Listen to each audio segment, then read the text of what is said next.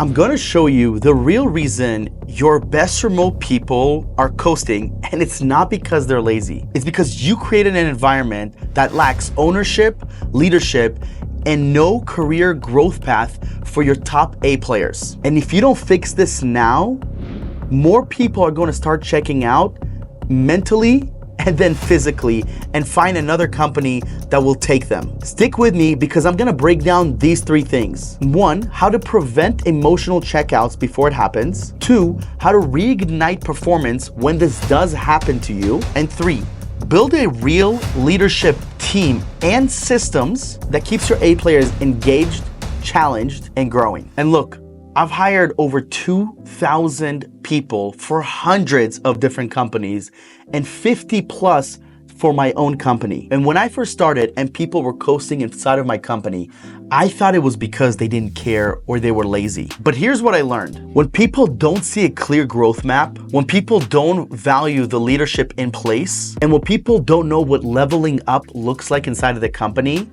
they start checking out. And sometimes this happens within the first 30 days. Sometimes this happens within the first 6 months. Just like it's your job to make sure that you brought in the right people and they're hitting KPIs and they over deliver, they have to make sure the same thing happens for them. Because if they don't, they mentally check out. And slowly but surely, they either underperform where you fire them or they find a way better opportunity. And remember, a true A player will never let this type of situation hurt their results. So we're talking about the A players here, because these A players, while they might not hurt their performance, they're looking for another job. They're finding a way to slowly but surely leave and find someone that's gonna take better care of them and help them be valued by providing them a career trajectory, clear leadership, and a way to continuously level up. So what I did a couple years ago, I built a remote checklist, but not a real impeccable culture. And until I figured out what to do, I kept losing these A players. So let's dive in so I can help you avoid this at all costs and save your current A players or future ones that are gonna be joining your company. The moment a true A player hits their ceiling is the moment they start checking out mentally. The problem is you gave these people a job, not a journey. And here's what happens. You hire this A player, they crush it for 1, 2, maybe even 3 months, and then nothing. No next steps, no roadmap for growth, and these people feel stuck because a true A player wants to continuously level up their skill sets, their paycheck, and their overall growth inside of the company. Again, guys, we are talking about A players. I'm not talking about a B player that will be hitting their numbers, clocking in and clocking out. You will need some of those people, but in the beginning, especially within your first 10 to 20 team members, you want A players. You want people who take ownership of the role, and it is your responsibility to make that happen. So what happens after these 3 things I just went over, these A players start plateauing because they want more. They want to feel like they're leveling up. They want to feel like they're growing. And this will lead to them adding more value to the company, which means that they deserve a better pay. And they understand this. In order for them to go from, let's say, $1,200 a month to $2,000 a month, right? Obviously, it's not gonna happen within the first two weeks, right? But there needs to be a trajectory towards that. What will it take for them to grow from $1,200 to $1,400 to $1,700 to $2,000 to beyond that, right? And it might take a year, it might take 2 years, but there needs to be a North Star for them to follow. Here's the absolute truth that most founders tend to ignore. Your culture is shaped more by the people you promote rather than the people you hire. You can't scale with stagnant team members. You can't scale with a team full of B players, people who clock in and clock out. And you definitely cannot scale with the wrong leaders. If you want a team that grows with you, not away from you, you need a system that nurtures talent fast, promotes the right people, and drives performance before problems arise. And if you want help building that, that's exactly what we do at Remote Latinos. Like I mentioned before, we've placed over 2,000 people for hundreds of different businesses, working with influencers like Eddie Malouf, Ryan Pineda, Nick Perry, and many, many others.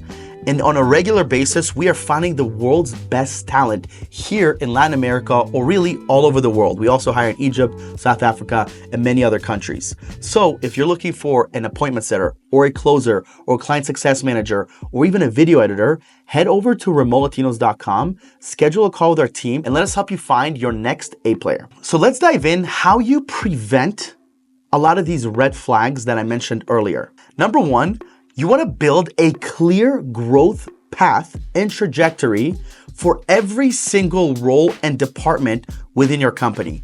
What does the first 30, 60, 90 days look like? Then the next quarter, then the following 6 months, and then the first year.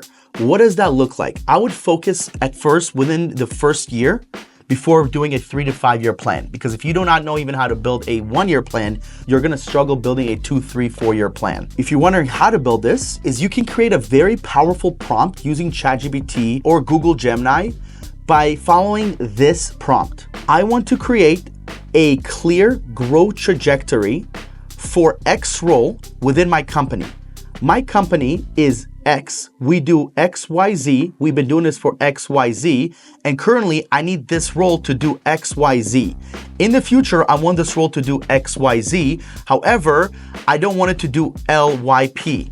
Something along those lines. I'm giving you a brief summary, but I would create a very, very powerful prompt. And then once it creates that roadmap, I would review it and then create another prompt with this. You should go back and forth with ChatGPT for at least 3 to 5 prompts until you have a clear pathway for the first 30, 90, and 365 days for each role and department. Keep that in mind because every department is gonna have a leader, but some of those departments are just gonna have people who come in and do the job. So what does that look like within the next 3, 6, 12 months versus what does the person within that department look like? How do they level up? What does it take for them to become a leader? What does it take for them to make more money? Number 2, develop a leadership bench. When I first started in my business, I didn't have leaders. I was doing everything. However, I had people that had leadership potential. I had people that stepped up as leaders even when I didn't ask them. And that's when I realized I have some leaders, they're just on my bench. A leadership bench comes from a sports terminology, meaning someone that's on the bench, someone that's gonna come into the game maybe when the team is crushing it or someone is hurt. Now, if you don't have leaders, you absolutely need to do this. And you want to start planting seeds with specific people and giving them opportunities to lead. A true leader will go above and beyond for you when you don't even ask them to. They'll stay a little bit later, crush the goal, but they're going to also over-deliver on top of that goal. They're going to work weekends. They're going to do whatever it takes to help the company, and they're going to make it feel like it is their company. Okay? Some people will show you that in the beginning. Other people need to be taught how to become a leader. They have a lot of the leadership capabilities. For example, they're a great communicator, but they haven't never been in a leadership role.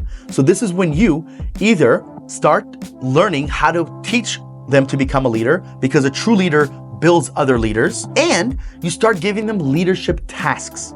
Okay, outside of just hitting their KPI and their performance, what else can they do to prove to you that they can eventually run a department? For example, building or rebuilding your SOPs. Another example would be maybe leading a training if you already have a few people in that company under the same department. Remember, you're not initially promoting them, you're just testing them.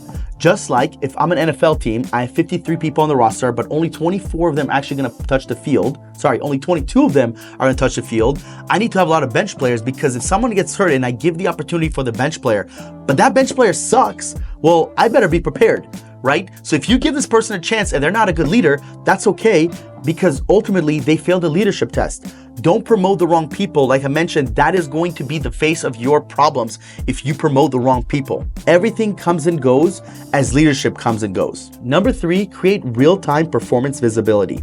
Every person on your team should know what greatness looks like, how they're currently doing, what they need to do to level up, and what leveling up looks like, who's thriving, who's slipping, and what's being done about it. This is especially done when you have a small team. Of course, if you have a team of 20, 30 people, not everybody needs to know this. But when you have a smaller team, Each person needs to understand, especially the people with leadership capabilities, or they're going to be put into a leadership role. They need to have these awarenesses. If they don't, they're not going to be able to help you make the right decisions for the company, and everything is always going to boil down to you. And you don't want that. You want to stay away from making every single decision in your company, because until you remove yourself from that, the company is always 100% going to rely on you. All right, guys. So let's say your A player is already checked out. You can tell they're disengaged, they're quiet in meetings, they're not normally themselves. What do? Well, number one, you want to address it. You never want to address it in front of the team or in front of a group chat. You always want to address it on a one-on-one basis. And you want to ask them, hey man, or hey woman, I see that something is a little off. Your energy is not there. I'm not really sure what it is. Things were turned down. Things were turned in a little bit late. There were some mistakes here. Can you open up to me and tell me what's going on? I just want to make sure that we're on the same page and, I'm not missing anything. They might not tell you exactly what the answer is, but you want to pull it out of them because clearly something is wrong. Now, there's two situations that could happen here. One, they could have a personal matter at home that they are not comfortable telling you, whether maybe it was a death in the family, an accident, something happened that they're not comfortable with telling you yet. However, you want to make sure that you get at least to know that there's a problem within their personal life, that it's not something to do with the business. Because if it's number two, which is the business, and they don't feel appreciated, they don't feel valued, they feel like they're being overworked, they feel like they're burning out, that's on you 100% to figure out how to change that. And remember, A players are going to bring this up to you, but some A players are a little bit more to themselves and they always want to figure things out. And sometimes they don't know how to communicate the feeling of burning out. And this is something that's happened to me, and I actually got a chance to save one of my best workers ever last year because I didn't realize how much I was burning her out. I kept giving her clients. She was one of our client success managers, and I kept giving her clients and I kept giving her projects to the point where she almost wanted to cry because she couldn't say no to me because she always wanted to over-deliver and do the best job. And she, out of nowhere, just resigned. And it broke my heart because I know she loved working here. I know I treated her well. We paid her well. We took great care of her, but I overlooked the fact that she was burning out. I overlooked the signs of her being burned out. Even though if she didn't tell me, I should have taken responsibility and seen the fact that that was happening. Thankfully, we were able to retain her, and she's been with us for almost 3 years coming up this year. So I'm just letting you guys know that it's your duty and responsibility to catch this early on, because if you don't, these people are gonna leave. And this girl that I'm telling you guys the story about, she didn't even have a job lined up. She was just gonna quit and take like a 1 or 2 week break, maybe even a month break. That's when you know it's bad. Now, if they leave you for a different company, maybe it's better pay, that's a different situation. But if they quit without a backup plan, that's the biggest disrespect ever. Secondly, you need to decide. You're either gonna realign with this person or fire them. Now, if you have this conversation that I just mentioned and you realign with them and you set clear expectations and you understand that some of it is on you, the CEO, the founder, or the manager, that's fine. And then there's realignment, there's new expectations, and let's rock and roll. Great. If not, and you realize that this person's actually, they're not doing what they're supposed to do, they're distracted, maybe they have a second job, whatever the case may be, they need to consider firing them. And you need to consider, before that, putting them on a PIP, a performance improvement plan. If you comment the word PIP, I can show you what we do for our PIPs. So comment the word PIP below and I can send you our PIP guideline. PIP is, again, a performance improvement plan. So before we fire anybody, we always put them on a performance improvement plan to give them a chance. And if they pass, they have a chance to stay. If they don't, which most of the time they don't, we let them go and we either find a replacement or we figure out what to do with that position. Okay, so you need to decide on realignment or releasing them. Lastly, guys, here's how we as remote Latinos stay ahead of these problems on a regular basis. One, we have weekly leadership meetings where we all sync up and we talk about the good, the bad, the ugly, the pretty, and everything going on in our teams and things that we need to work on and systems that we need and automations that we need and people that we need and people that we need to let go. And everybody's on the same page at all times. We have a small leadership team. It's just 5 of us. And these are people that I trust, people that have been here. They've earned their stripes. They're people that have wanted to be leaders from day one.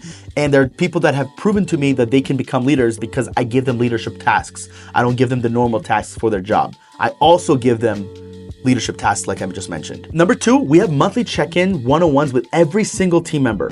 Now, we have regular meetings as departments and some people have one-on-one meetings, but every single month there is a one-on-one collaboration meeting specifically with the department leader and one of the people within the role to go over specifically how the month went, what we need to do for next month, KPIs, reviews, how they're feeling, ups, downs, positive, negatives, cons, pros, whatever it may be.